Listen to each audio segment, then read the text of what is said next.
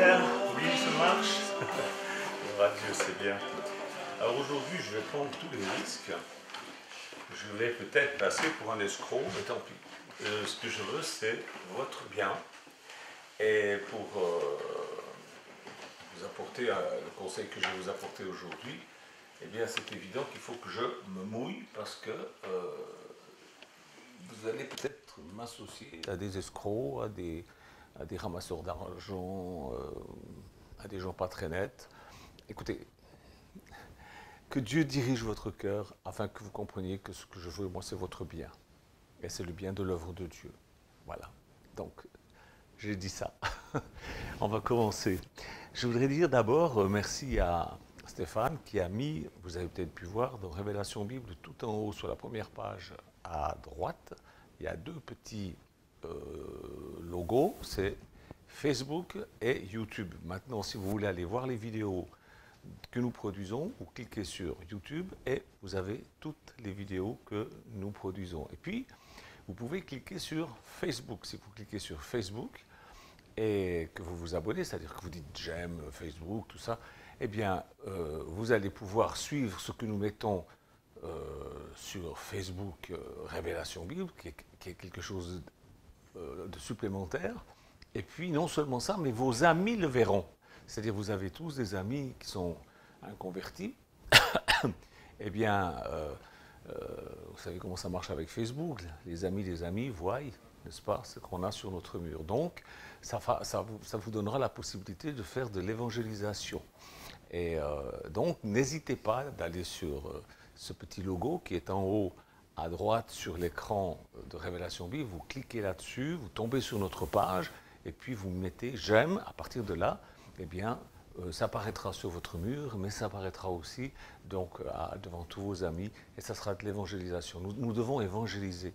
Les gens sont dans la confusion, les gens sont dans toutes sortes de... Je reçois des lettres, mais c'est quelque chose d'infernal, les choses, c'est la confusion dans laquelle sont les gens. Ils ont besoin d'entendre la vérité et si vous croyez que je suis un véritable serviteur de Dieu, eh bien faites-le, participez avec notre ministère en faisant cela avec Facebook. C'est une très très bonne idée. On a à peu près pour chaque prédication un peu plus de 4500 et ça va jusqu'à 12 000 personnes qui viennent regarder. C'est quand même pas rien. Donc je pense que ça va encore augmenter. Il y a des centaines de personnes qui commentent, qui envoient des demandes de prière et je réponds à tout le monde. Et je vous dis, le soir, au lit encore, je réponds. Hier soir, il y a quelqu'un qui me disait, mais faites-moi une synthèse. Mais, attendez, franchement, je lui donnais il voulait s'approcher de Dieu. Alors je lui communique le livre, Comment naître de nouveau d'Osborne. Il ne voulait pas lire tout le livre, il voulait une synthèse. Bon, moi je veux bien faire une synthèse, mais ça va me prendre 1 heure. Ce livre est excellent. Faites-moi confiance quand je vous dis lisez ce livre. Si je vous le vendais encore, je comprends, mais je ne vous vends rien. Je ne vous le vends pas, je vous l'offre. Alors, prenez ce que je vous donne et réjouissez-vous. Il y a beaucoup trop de confusion et de choses bizarres dans le cœur des gens. Il faut absolument qu'on partage autour de nous la vérité simple de l'évangile, dépouillée de toutes les scories religieuses que les gens ont pu ajouter au cours des siècles. Amen. Bon, ce matin, on va faire une lecture, on va commencer. Alors, dans le psaume 31, verset 20, c'est David qui parle et qui dit « Ô combien ta bonté est grande, tu la tiens en réserve pour ceux qui te craignent, qui t'aiment, et tu la témoignes à ceux qui cherchent refuge en toi face aux hommes. Tu les caches dans l'abri de ta présence contre ceux qui les persécutent et tu les protèges dans ta tente contre la langue des hostiles. » Voilà, maintenant quand il est écrit « Tu tiens en réserve tes bontés pour ceux qui te craignent », c'est craindre dans le sens comme un enfant peut craindre son père. On craint, c'est pas, on a peur de notre père, mais on respecte notre père, on sait que c'est lui qui a l'autorité, on sait que... Et puis que, voilà, on n'a pas besoin d'avoir la trouille de Dieu, c'est pas ça. Hein. J'explique parce que, bon, il y en a encore qui ont de la peine des fois à comprendre, ne serait-ce que ces choses-là. Alors, depuis que Révélation Bible et sur Facebook, les questions pleuvent de partout. Alors, faites ce que je vous dis, je réponds. Dans l'heure, à peu près dans l'heure, je réponds, dans la mesure du possible.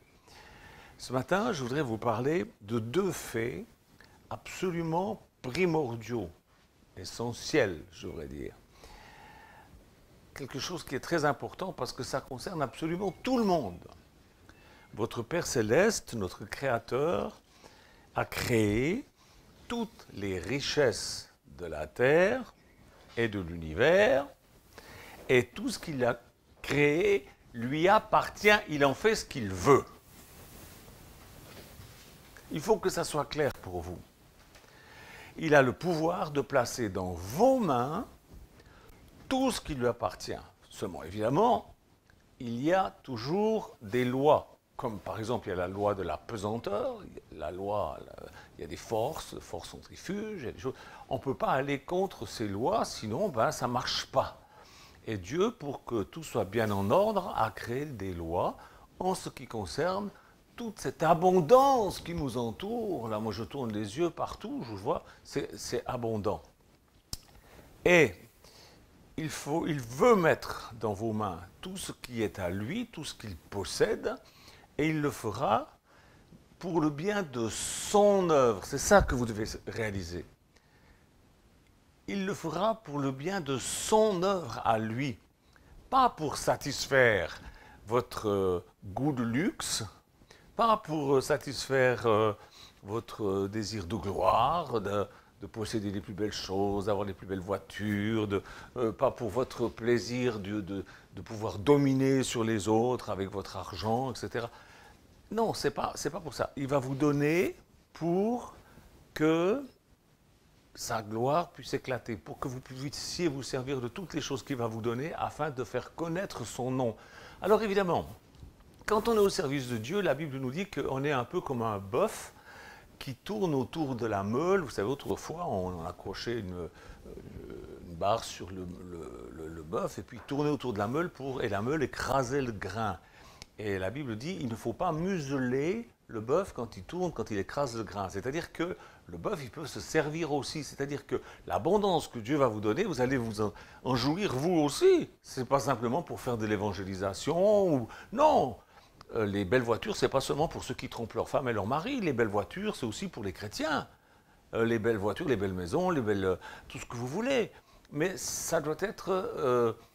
premièrement, vous occuper des choses du royaume de Dieu et Dieu vous donnera toutes ces choses. Vous voyez, c'est si vous vous occupez des choses du royaume de Dieu. C'est ça qui est important à comprendre.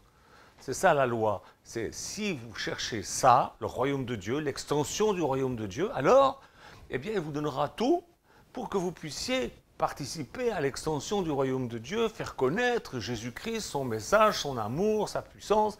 Et puis vous, eh bien, vous mangerez le grain aussi, vous en profiterez aussi. Il ne va pas vous mettre... Dieu ne veut pas que vous soyez dans la pauvreté. Il a créé tout et vous avez le droit de revendiquer tout ce qu'il a promis. Parce qu'il a promis. Il vous donnera tout en abondance tant que vous agirez en accord avec sa volonté. Et ce qu'il veut en numéro 1, c'est que l'évangile soit apporté jusqu'aux extrémités du monde. C'est ça. Alors vous allez me dire, mais moi je ne peux pas aller jusqu'au bout du monde. Ok, c'est possible. Mais vous pouvez soutenir financièrement quelqu'un qui y va. Et si vous le faites, c'est comme si vous y alliez. Parce que vous avez mis une part de votre vie dedans. Quand on dit je vais gagner ma vie, ce n'est pas la vie qu'on gagne, c'est de l'argent. D'accord? Donc si vous donnez de l'argent, c'est de votre vie que vous donnez. 8 heures au travail, et si vous donnez ces 8 heures à un serviteur de Dieu qui prêche, pour qu'il puisse aller prêcher en Afrique ou que sais-je, eh bien c'est comme si vous y alliez, c'est comme si vous consacriez 8 heures de votre vie en donnant de votre argent. Alors c'est clair, vous voyez que je peux passer pour un escroc en prêchant comme ça, vous comprenez? Mais je prends le risque. Je prends le risque. Moi, je sais devant mon Dieu qui je suis. Maintenant, si vous ne me croyez pas honnête, bon, ça vous regarde, hein, faites comme vous voulez. Moi, en tout cas, je sais qui je suis et ceux qui me connaissent, ils savent aussi. Donc, ça va. Il a créé toutes choses et vous avez le droit de revendiquer toutes ces choses si c'est dans le but de servir Dieu premièrement. Et si c'est ça votre but, alors il vous donnera toutes choses par-dessus. Alors, c'est clair que beaucoup de personnes mal intentionnées possèdent des richesses énormes. Mais permettez-moi de vous rappeler ce proverbe, bien mal acquis ne profite jamais. Moi, je connais des gens très riches, ben, ils ne sont pas heureux. Hein. Ce n'est pas parce qu'ils sont riches qu'ils ne sont pas heureux, mais c'est parce qu'ils se confient dans leur richesse. Et c'est pas ça, nous confions en Dieu. Alors bien sûr, si on a de la richesse en plus, c'est plus facile la vie, c'est vrai. Mais l'argent ne fait pas le bonheur, il y contribue, mais il ne fait pas le bonheur, c'est pas vrai. L'argent n'est ni bon ni mauvais, ça dépend ce qu'on en fait. Ça dépend de votre cœur, voilà. Donc, les richesses ne sont pas le signe qu'une personne est bénie de Dieu. Mais la pauvreté n'est pas une bénédiction de Dieu non plus, c'est une malédiction. C'est une horreur, la pauvreté. Et une vie médiocre, avec des choses médiocres, mais c'est minable, c'est pas une bonne chose non plus. Là encore, il nous faut l'équilibre. Alors, la deuxième chose essentielle, primordiale, que je vais vous dire ce matin, à comprendre, c'est que votre Père Céleste veut que vous ayez part à la prospérité financière pour sa gloire, pour que ça soit cette richesse financière utilisée dans son œuvre. Hey, comment voulez-vous que j'aille en Afrique pour monter des châteaux d'eau s'il n'y a pas d'argent? Ils ont besoin d'eau, ils ont besoin de puits, ils ont besoin de forage. Comment voulez-vous qu'on fasse ça sans argent? Eux, ils n'en ont pas. Comment on fait? Eh bien, nous, on peut donner, si par exemple, si chacun de vous donne 10 euros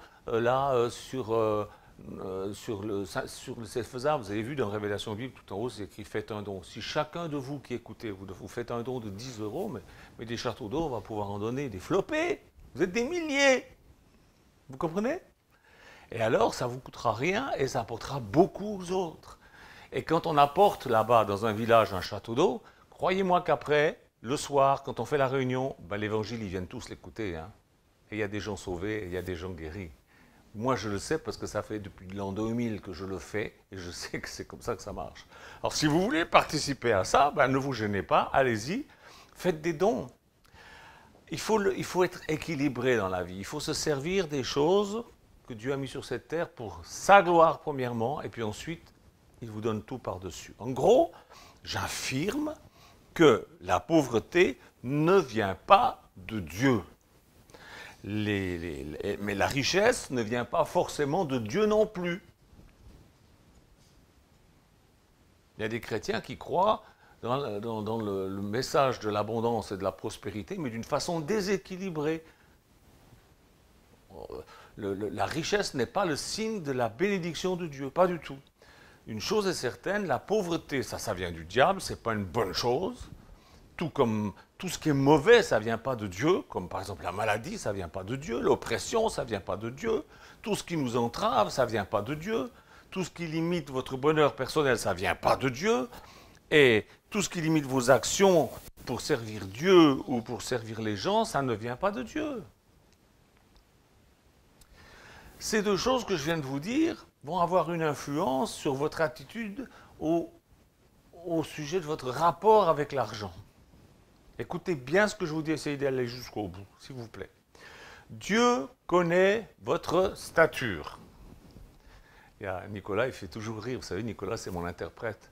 Alors, il fait rigoler les enfants parce qu'il leur dit, voilà, chez les gens, il y en a des petits, il y en a des grands, il y en a des gros, il y en a des maigres, puis il mime tout ça et ça fait hurler de rire les gamins. Hein.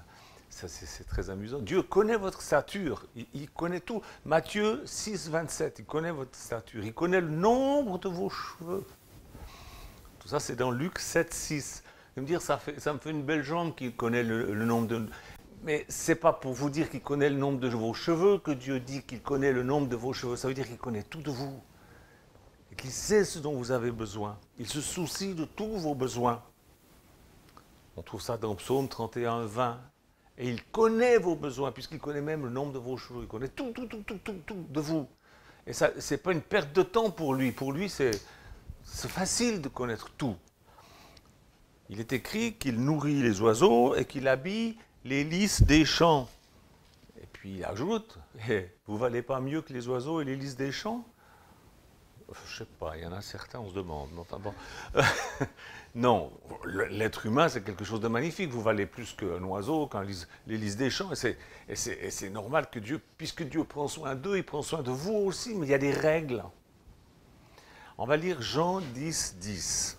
Jean, l'évangile de Jean, verset 10, 10. Alors, voilà ce qui est dit. Le voleur, le diable, ne vient que pour voler, égorger et détruire. Moi, je suis venu afin que les brebis aient la vie et qu'elles l'aient en abondance. Je suis le bon berger. Vous voyez?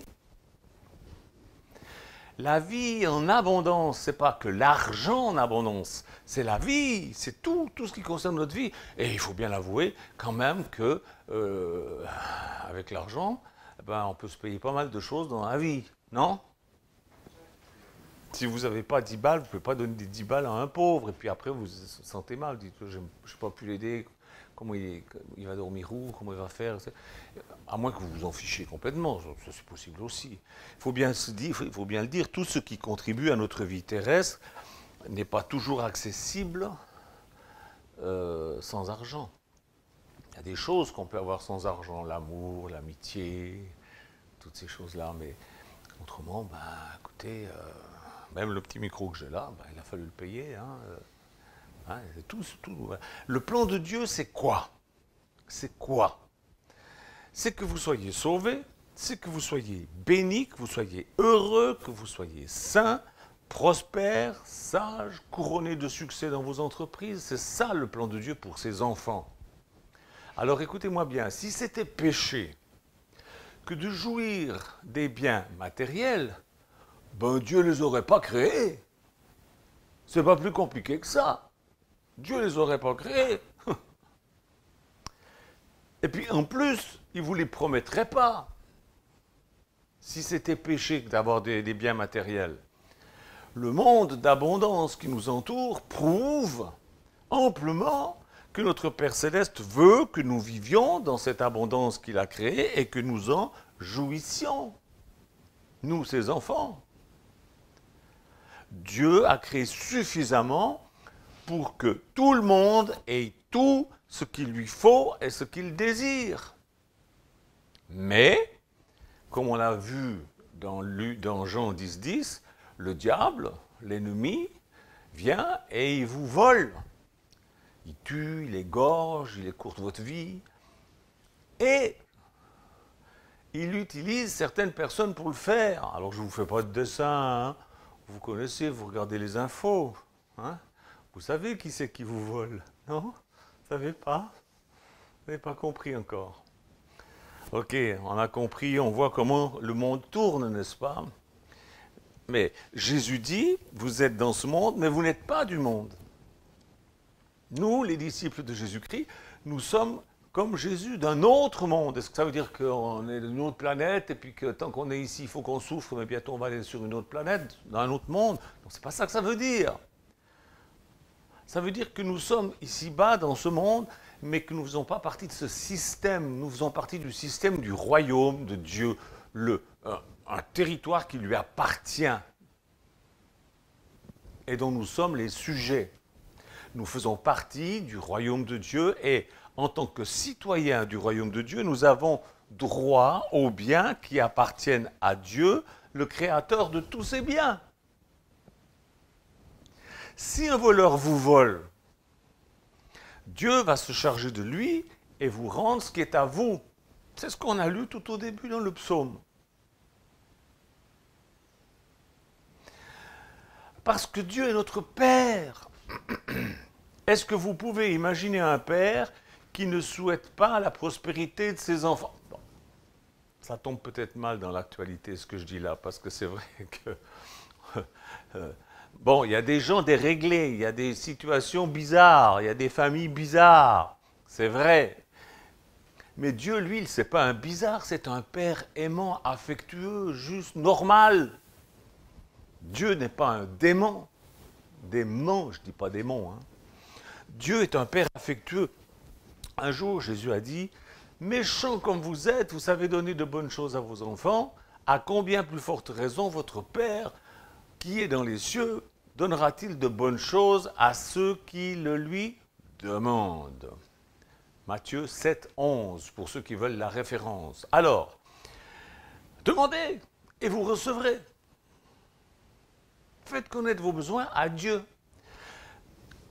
Le problème, c'est qu'il y a la tradition religieuse qui insinue que Dieu veut que son peuple soit dans la misère, dans la médiocrité, sans initiative, continuellement vaincu, écrasé, affligé. D'après pas mal de religions, c'est ça. Hein. Il faudrait, soi-disant, vivre dans la pénurie et dans le besoin et tout ça, afin de rester humble et pieux. Mais je ne sais pas, c'est le malade mental qui a inventé ce truc-là. C'est complètement un blasphème. C'est une atteinte à la réputation de Dieu de croire des choses pareilles. On devrait être voué à la défaite, on devrait être impuissant à éviter même le péché, la maladie, les échecs, tout ça, pour qu'on échappe à l'orgueil. Toujours d'après eux, la douleur, la souffrance physique, la misère seraient, paraît-il, des dons cachés de Dieu pour nous enseigner la patience, l'humilité, la soumission. Non, messieurs, non, non, non, non, non, non, non, non, c'est faux.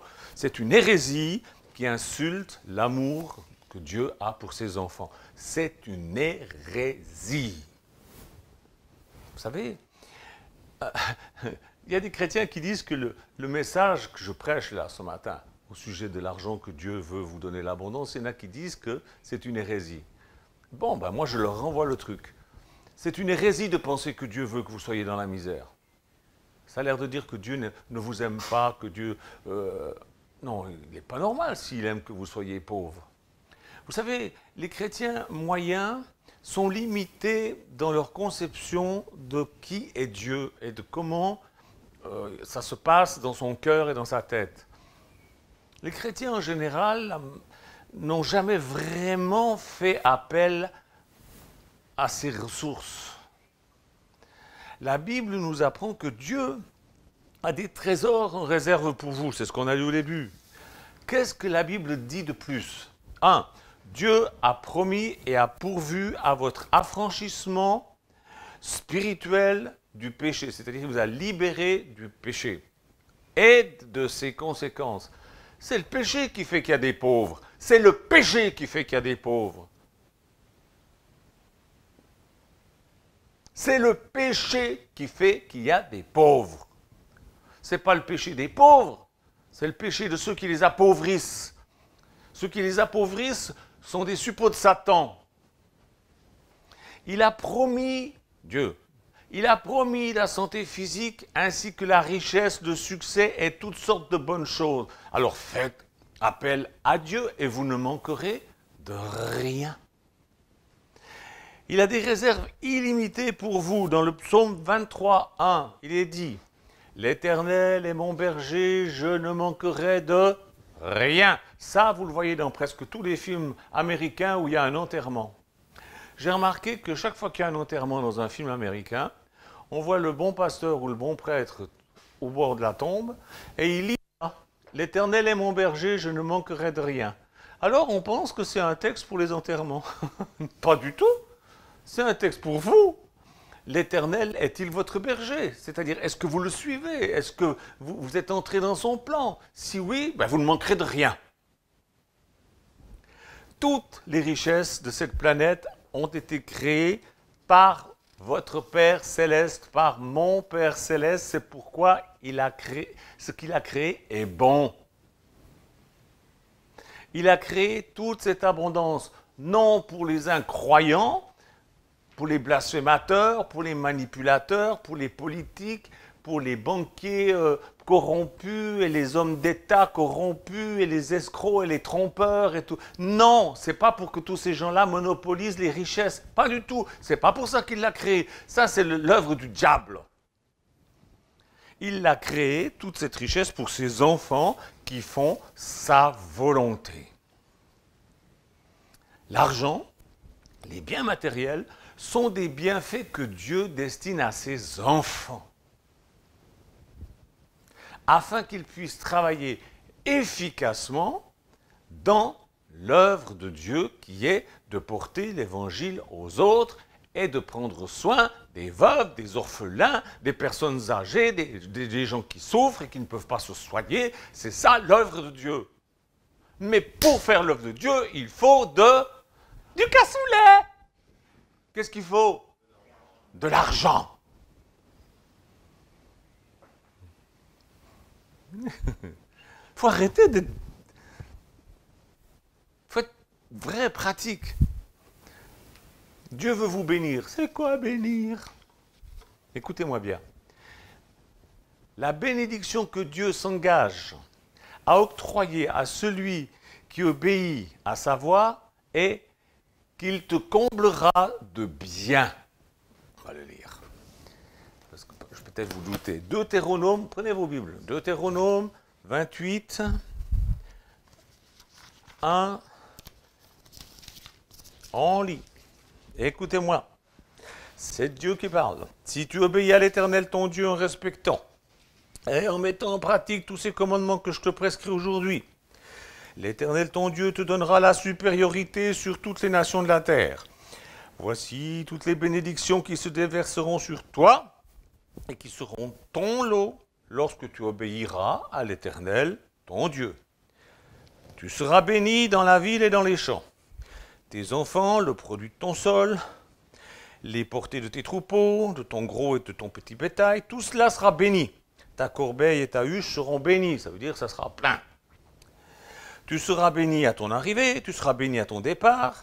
L'Éternel te donnera la victoire sur les ennemis qui se dresseront contre toi. Ils sortiront contre toi par un seul chemin, et c'est par cet chemin qu'ils fuiront devant toi. L'Éternel leur donnera la bénédiction d'être avec toi dans tes greniers, dans toutes tes entreprises. Il te bénira dans le pays que l'Éternel ton Dieu te donne. Ton pays à toi, c'est quoi? Moi c'est ici. Hein. Tu seras pour l'Éternel un peuple saint, comme il te l'a juré, lorsque tu respecteras les commandements de l'Éternel ton Dieu et que tu marcheras dans ses voies.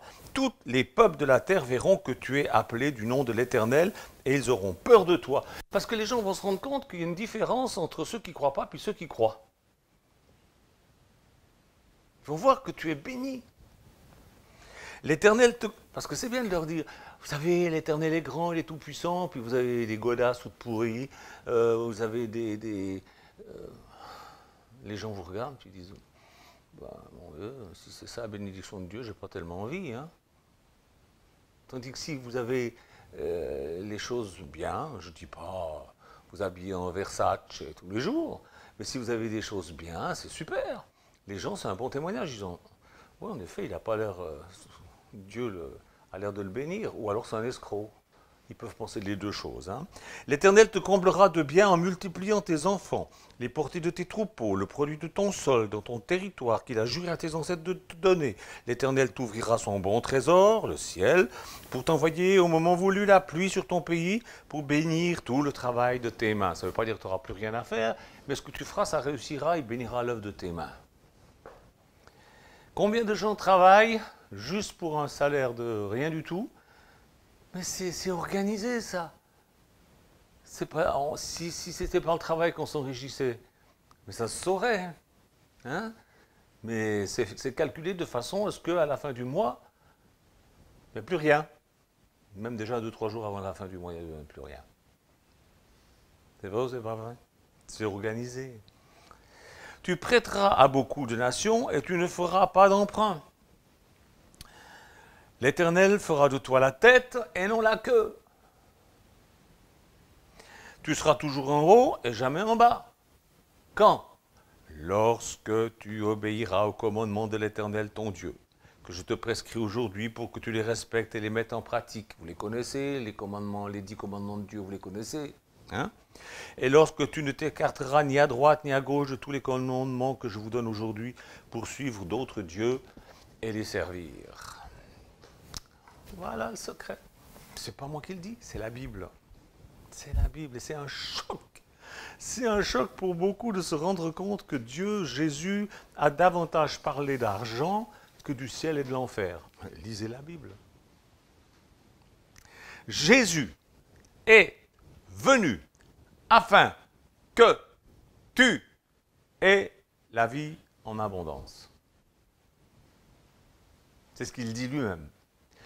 Pour moi, ça me semble incroyable que la tradition religieuse passe sous silence tant de promesses de prospérité matérielle pour ceux qui se consacrent à faire la volonté de Dieu. Ça me paraît incroyable que les religions ont réussi à mettre ça dans le crâne des gens. Ça me révolte. Voilà pourquoi je proteste. Moi, je suis un protestant. Mes frères et sœurs, pourquoi vivrions-nous? Pourquoi est-ce qu'on vit en communauté? Nous qui vivons là. Et pourquoi est-ce qu'on vit en communauté? Pour pouvoir apporter le message de Jésus à chaque créature. C'est ça notre but. C'est pas parce que c'est sympa. On vit en communauté parce que ainsi on peut plus facilement apporter le message de Jésus à ceux qui en ont besoin. Et tout ça, ça exige de l'argent. Et c'est pourquoi Dieu veut votre prospérité, notre prospérité. Des richesses, des biens, c'est là un don de Dieu. Ah, tiens, ça vient d'où ça? Ça vient de Ecclésiaste 5, 18. La Bible dit, Dieu veut votre prospérité, des richesses et des biens, c'est là un don de Dieu. Écoute ça. Heureux l'homme qui craint l'Éternel, qui trouve plaisir à faire ce qu'il veut. Il a dans sa maison bien-être et richesse. Psaume 112, 1, 3. Je répète, c'est dans la Bible, c'est dans les psaumes, c'est dans le psaume 112 du verset 1 au verset 3. Heureux l'homme qui craint l'Éternel, qui trouve plaisir à faire sa volonté. Dans sa maison, il a bien-être et richesse. Et le psaume 35, 27, le Seigneur prend plaisir à la prospérité de son serviteur, de celui qui le sert, de celui qui fait quelque chose pour l'œuvre de Dieu. C'est qui les serviteurs de Dieu? Ceux qui ont été à l'école biblique et qui ont une carte de prédicateur? Mais non, vous êtes tous serviteurs et servantes de Dieu à partir du moment où vous servez les autres. Et que vous dites que c'est par amour pour Dieu que vous le faites. C'est vous qui l'aimez, c'est vous les serviteurs de Dieu. Partagez la bonne nouvelle du salut par Jésus-Christ. Soutenez financièrement ceux qui le font efficacement et à grande échelle. Ainsi vous ferez la volonté de Dieu et Dieu prendra plaisir à votre prospérité. Le psaume 84, 12 nous dit « Dieu ne refuse aucun bien à ceux qui marchent dans l'intégrité. » Vous me dire « Oui, ben moi je ne marche pas tout à fait dans l'intégrité. » Ben, je marche dans l'intégrité, et ça changera. Fais tout ton possible. Moi, je fais tout mon possible chaque jour, le matin, quand je me lève. Je me dis, bon, ben aujourd'hui, je me consacre à Dieu. Puis si je suis une boulette, ben, je vais devant Dieu, j'en parle. Et puis Dieu est fidèle et juste pour me pardonner. Et Dieu ne me refuse aucun bien. Et le proverbe 8, 21. Dieu donne des biens à ceux qui l'aiment. Et il remplit leurs trésors. Il donne des biens à ceux, pas à ceux qu'il aime, à ceux qui l'aiment. C'est différent. Si tu l'aimes, eh bien, il va remplir tes trésors et il va te donner des biens. Et Josué 1,7, et Deutéronome 29, 9, etc., etc.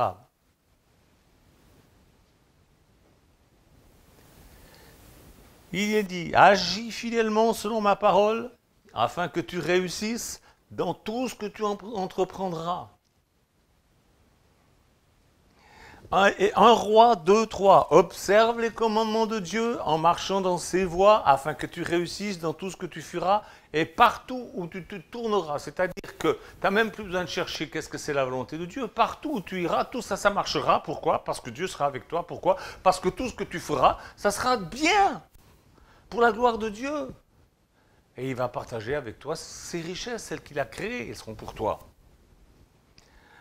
Et le proverbe 10, 22, c'est la bénédiction de l'Éternel qui enrichit. Ah, elle n'enrichit pas tout le monde, il y en a qui la volent. Mais ils seront jugés pour ça.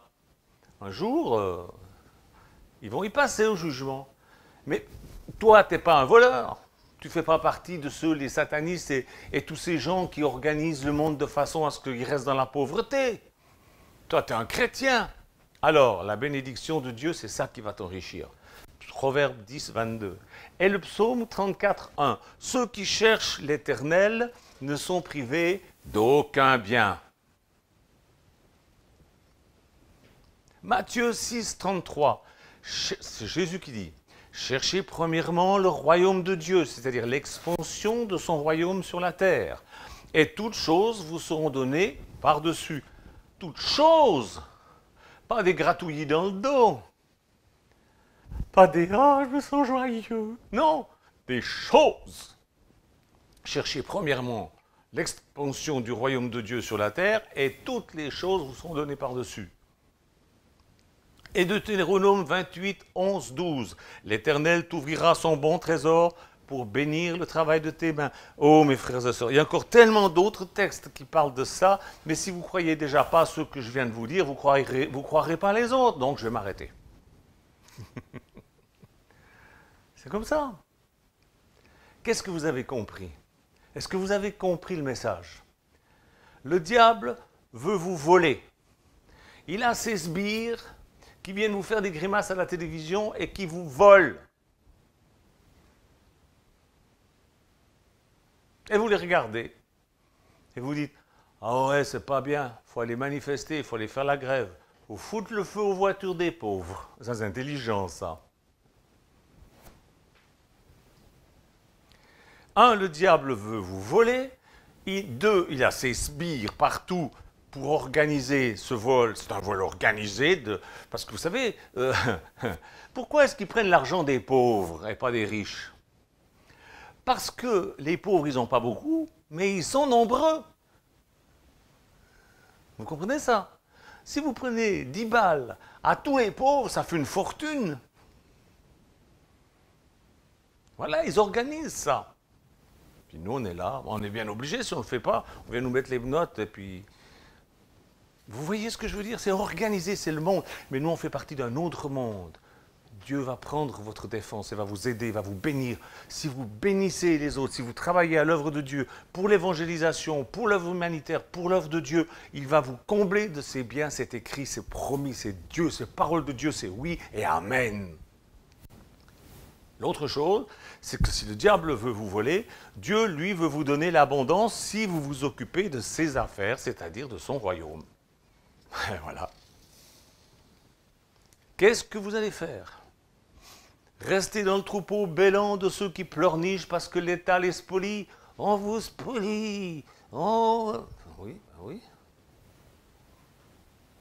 Ou est-ce que vous voulez rentrer de plein pied dans le royaume de Dieu où vous attend l'abondance dont vous avez besoin pour bénir votre famille, bénir vos voisins, bénir votre église, bénir les gens de partout? Qu'est-ce que vous allez faire?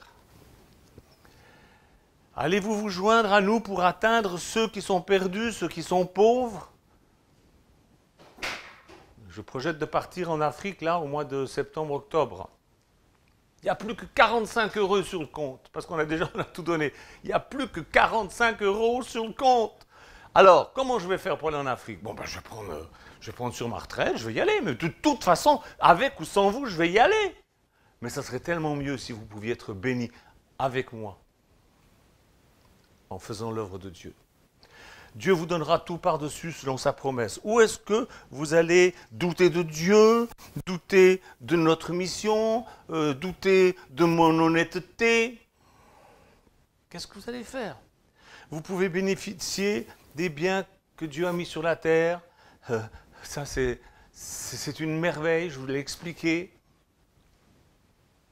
En travaillant, vous allez pas vous enrichir. Je ne vais pas répéter encore 10 fois la même chose. Dieu a d'autres moyens pour pourvoir à vos besoins, mais vraiment, vous les ignorez, vous comprenez? Vous ne savez pas tant que vous n'avez pas expérimenté la chose. Cherchez, regardez autour de vous et regardez la Bible. En Suisse, on dit, la plupart des gens tire le diable par la queue. C'est une expression pour dire on n'arrive pas à finir le mois. Je ne sais pas si on dit ça en France. On dit ça en France, on tire le diable par la queue. Dieu vous dit, tu seras la tête et non la queue. Tu seras toujours en haut, tu ne seras pas en bas. Alors je ne vous dis pas de ne pas travailler, bien sûr qu'il faut travailler, c'est bien. Dieu bénira l'œuvre de tes mains, ton travail, te fera monter en promotion, enfin je ne sais pas, il arrivera quelque chose qui fera que tu gagneras davantage, que tu auras plus. Il faut s'occuper premièrement de l'extension du royaume de Dieu sur la terre. Aidez-nous en cela, devenez nos partenaires en cela. En première page donc, de Révélation Bible, vous avez un petit truc, faites un don, c'est sécurisé. Il y a des gens qui sont abonnés, il y en a qui mettent 10 euros, ça leur fait un prélèvement de 10 euros par mois, ils ne s'en occupent plus. Il y en a qui mettent 30 euros, il y en a qui mettent plus. Mais faites quelque chose, sinon arrêtez de vous plaindre. Et arrêtez de dire que c'est la faute au gouvernement ou à ceci ou à cela, ou encore pire. Enfin bon, je rate. Je vous dis ces choses au risque de passer pour un ramasseur d'argent. Je prends ce risque. Je prends le risque de passer pour un escroc. Tant pis. Mais moi, je sais qu'en vérité, ce que je vous dis là, c'est pour votre bien. C'est pour que vous soyez à l'aise, que vous soyez bien. Là, ça va devenir de plus en plus difficile dans ce monde. Mais il y a possibilité pour vous de moissonner ce que vous allez semer. Alors, semez et semez abondamment. Celui qui sème abondamment, il récolte abondamment. Je termine avec un verset. C'est Luc, c'est Jésus qui parle. C'est dans Luc, chapitre 6 et verset 38.